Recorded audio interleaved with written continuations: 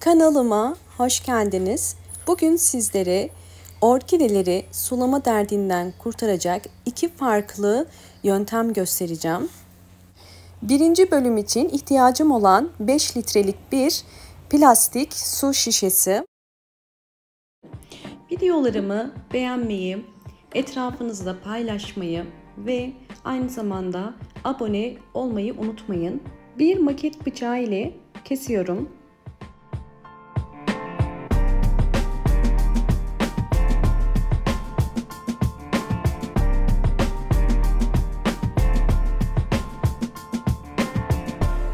Şimdi kapağını bir metal delici ile delikler açacağım. Sadece bir tane delik açacağım. Bunu biraz büyütmem gerekiyor. Daha sonra plastik şişemizin en alt kısmında, yani kapağa yakın kısımlarına bu şekilde küçük delikler açıyoruz. Bu delikler orkidedeki suyun süzülmesine yardımcı olacak.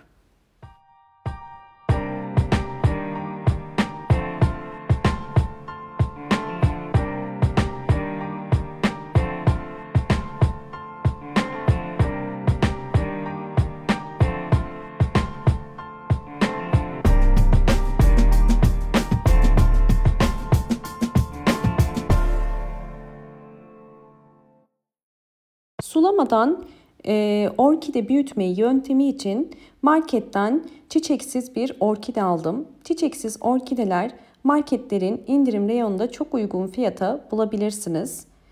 Evet, bakın görüyorsunuz, orkidem şu anda aslında sağlıklı bir orkide. Birkaç tane çürük kökü var. Bunları da temizleyeceğim. Bu orkide çam kabuğuna dikili ve çok fazla sulanmış. Çok fazla sulamalarda genelde orkide köklerinde çürümeler ya da sararmalar olabiliyor. Hemen üzerindeki çam kabuklarını temizliyorum. Orkidenin iç kısmında bir sünger var. Genelde yeni alınan orkidelerde bu şekilde iç kısmında sünger oluyor. Bu süngerin orkidelere zararı aslında çok fazla yok.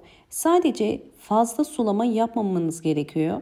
Çünkü fazla sulama sonucu bu sünger fazla su çekerek orkide köklerinin iç kısmından çürümesine ve sararmasına sebep olur. Burada dikkat etmeniz gereken, orkideyi sadece köklerine bakarak sulama yaparsanız ve çok fazla suda bekletmezseniz orkideye zarar vermez bu sünger. Fakat size şimdi yakından göstereceğim. Bakın, süngeri açıyorum ve açtıkça gördüğünüz üzere bakın iç köklerinin tamamıyla sararmaya başladığını sizler de görebiliyorsunuz. Şimdi çürüyen kök uçlarını keseceğim. Burada dikkat etmeniz gereken, sararan kökleri kesinlikle kesmeyin. Bakın bu şekilde kökleri çürüyen ve içi boşalan, sünger gibi olan kökleri sadece kesiyoruz. Şimdi orkidemi yıkayıp dezenfekte edeceğim. Orkideyi dezenfekte etmek için oksijen suyu kullanacağım. Ben genel olarak orkidelerimi dezenfekte etmek için oksijen suyu kullanıyorum. Bunu eczanelerden bulabilirsiniz. %3'lük bir oksijen suyunu, bir yemek kaşığı kadar oksijen suyunu 1 litre suyun içerisine koyuyorum bu şekilde. Ve orkidemi içerisine koyup dezenfekte edeceğim. Bakın, orkidemi yıkadım ve daha yakından görebiliyorsunuz çürüyen yerlerini, sararan yerlerini. Şimdi bu suyun içerisinde 1 saat bekleteceğim. Orkidenizin sadece köklerini değil, yapraklarınızı da silerek dezenfekte edebilirsiniz. Çünkü genelde orkidelerde hem yapraklarda hem de köklerde bir takım hastalıklar ya da böcekler olabiliyor. Eğer orkidelerinizi saksısını değiştiriyorsanız mutlaka orkidelerinizi dezenfekte etmeniz gerekiyor. Yoksa orkidenizde bir hastalık ya da bir çürüme varsa yeni saksısında da devam eder. Bu yüzden bu şekilde hem yapraklarını hem de köklerini dezenfekte etmeyi unutmayın. Evet, daha sonra yeni saksısını alacağım. Şimdi ihtiyacım olan bir ip. Gördüğünüz üzere kalın bir ip kullanıyorum. Çünkü bu ip ile orkidemizin su ihtiyacını karşılayacağız.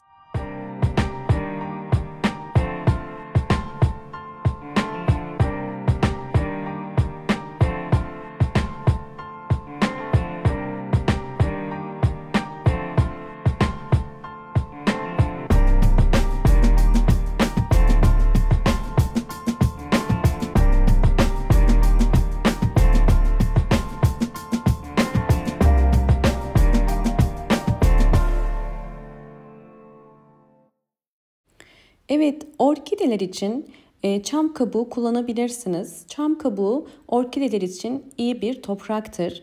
Hemen kesip orkidemin yeni yerine hazırlayacağım.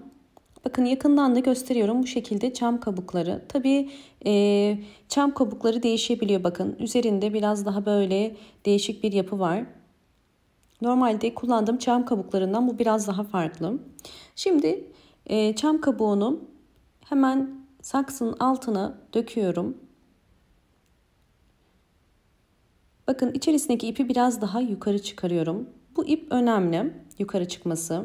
Ve ben orkidelerde özellikle yosun da kullanıyorum. Çünkü yosunun su emme kapasitesi yüksek, nem ortamını sağlıyor.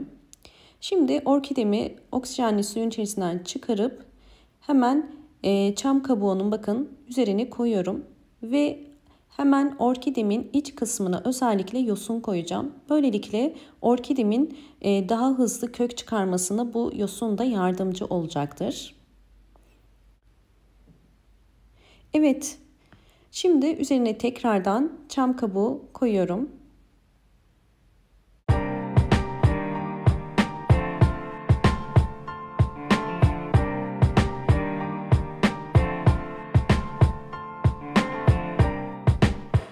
Evet, orkide artık hazır.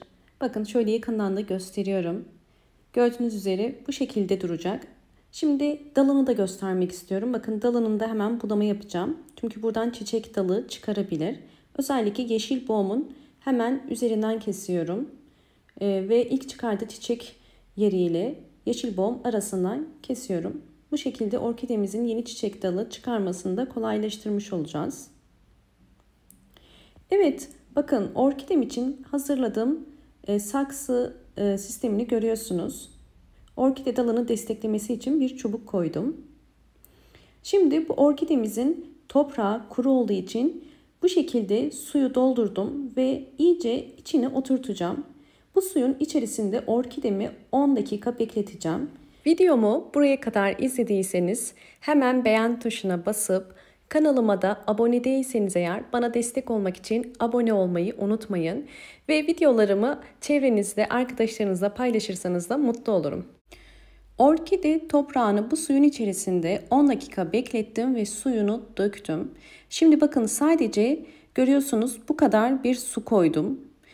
Çok fazla su koymanıza gerek yok ya da kapağa yakın da su koyabilirsiniz. Fakat buradaki sistemde orkide sadece ve sadece ip ile suyu çekecek.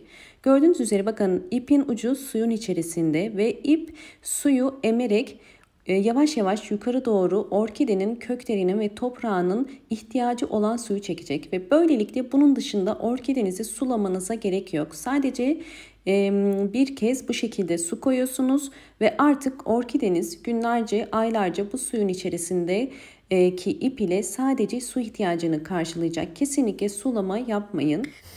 Bu orkidemin aylar içerisindeki tüm gelişimlerini ikinci bölümün sonundaki videoda göstereceğim. Şimdi ikinci bölüme geçiyoruz. İkinci bölümde de aynı şekilde orkideyi sulamadan yazın özellikle aylarca pratik bir şekilde su içerisinde orkide yetiştirebilmenin sizlere ikinci versiyonunu ve yöntemini göstereceğim. Bunun için ihtiyacım olan bir pet şişe, 5 litrelik ya da 4 litrelik bir pet şişe kullanabilirsiniz. Bakın bu şekilde ben keseceğim. Kesmek için maket bıçağı kullanıyorum. Kesimi daha da kolay olacaktır.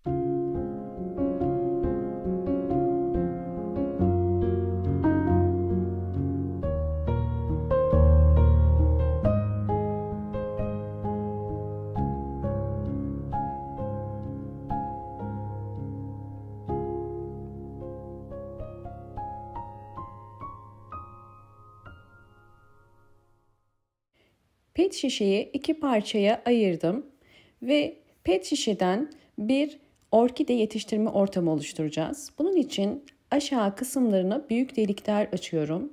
Bu büyük delikler zaman ile büyüyen orkide köklerinin bu deliklerden çıkabilmesi ve gerekli nemi alabilmesi için önemli.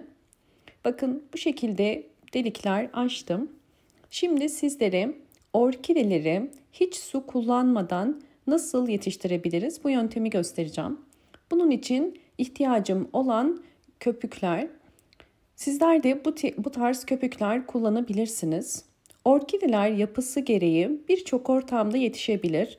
Köpükte yetişebilir, ağaç kabuğunda yetişebilir, yosunda yetişebilir, çam kabuğunda yetişebilir. Orkideler çünkü doğası gereği buna alışkın bitkiler. Ve biz de bugün sizlere farklı bir yöntemi göstereceğim. Bunun için sağlıklı bir orkide tercih ettim. Yani hiç çiçeği yok fakat gördüğünüz üzere kökleri şu anda sağlıklı görünüyor. Ve ben köklerini çok zedelemeden çıkaracağım. Ve bunun için ihtiyacım olan yosun. Yosunları kendim toplayıp yıkayıp kuruttum. Yosun özellikle bu tarz yöntemlerde özellikle büyümesini hızlandırıyor. Şimdi ilk olarak saksımızın en altına yosun koyuyorum. Üzerine saksıyı toprağıyla beraber koyacağım.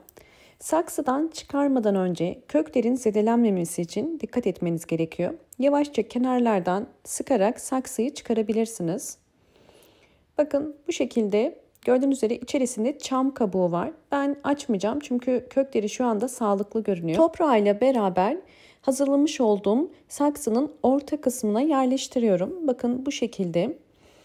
Ve daha sonra orkidenin hızlı bir şekilde gelişim gösterebilmesi için kenarlarına da yosun koyacağım. Yosun özellikle orkide köklerinde yüksek nem tutma kapasitesi sayesinde hızlı bir şekilde aktifleşmesine ve yeni kökler çıkarmasına yardımcı olur. Sizlere de bu tarz yöntemlerde yosunu özellikle kullanmanızı tavsiye ederim. Bütün kenarlarına yosunu koyacağım. Ve kenar kısımlarına köpük koyacağım. Köpük de orkidelerin yetişmesine yardımcı olacak. Kenarlarına köpüğü koyarak hem bu orkidemizin sabit durmasına yardımcı olacağız. Hem de köpük de nem tutma özelliği sayesinde orkidenin gelişimini destekleyecek. Bakın bütün kenarlarına bu şekilde köpüğü yerleştiriyorum.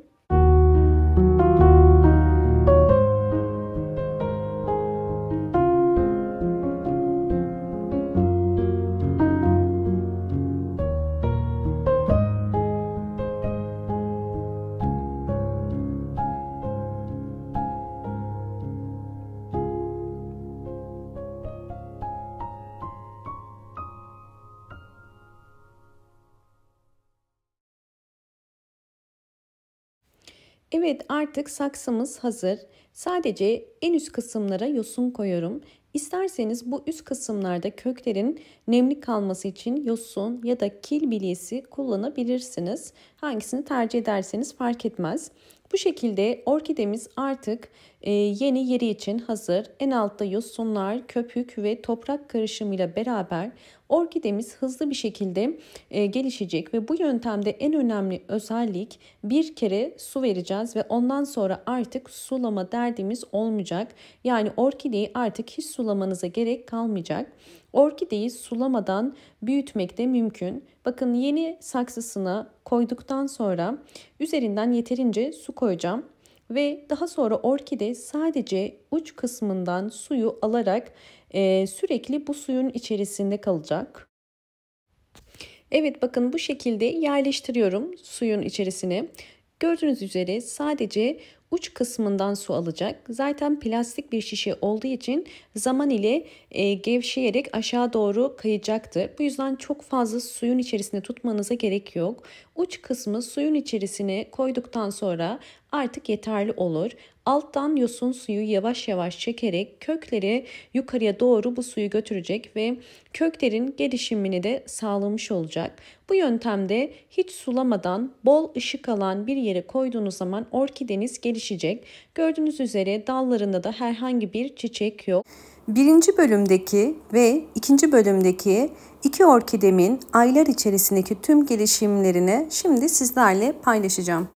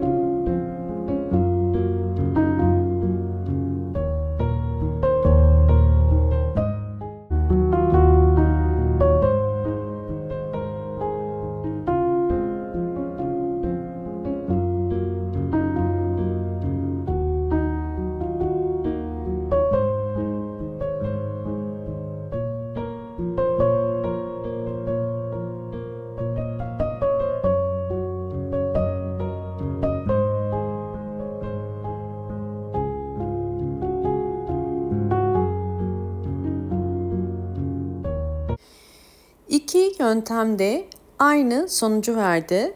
Sarı renkte olan orkidem birinci videoda sizlere gösterdiğim orkidem. Gördüğünüz üzere bu orkide aylar içerisinde gelişim gösterdi ve birçok çiçek dalı çıkardı. Ve gördüğünüz üzere sadece bir ip ile bu gelişimi sağladı. Diğer orkidemde aynı şekilde aynı sonucu çıkardı. İkisinde de orkide sadece su, nem ve buhar ile gelişimini sağladı. Suyu bittikçe su ekleyebilirsiniz. Fakat eğer bu görmüş olduğunuz pet şişeleri yarıya kadar su doldurursanız aylarca su eklemenize gerek kalmıyor ve kökler büyüdükçe bu şekilde suyun içerisinde yavaş yavaş suyu yukarı doğru çekmiş oluyorlar. Umarım bu videom sizler için faydalı olmuştur. Videomu buraya kadar izlediyseniz ve beğendiyseniz hemen beğen tuşuna basıp kanalıma da abone değilseniz eğer bana destek olmak için abone olabilirsiniz. Ve gelen bildirimlerden haberdar olmak için sağ köşedeki zil sesini de açık konuma getirmeyi unutmayın. Hoşça kalın, sağlıkla kalın.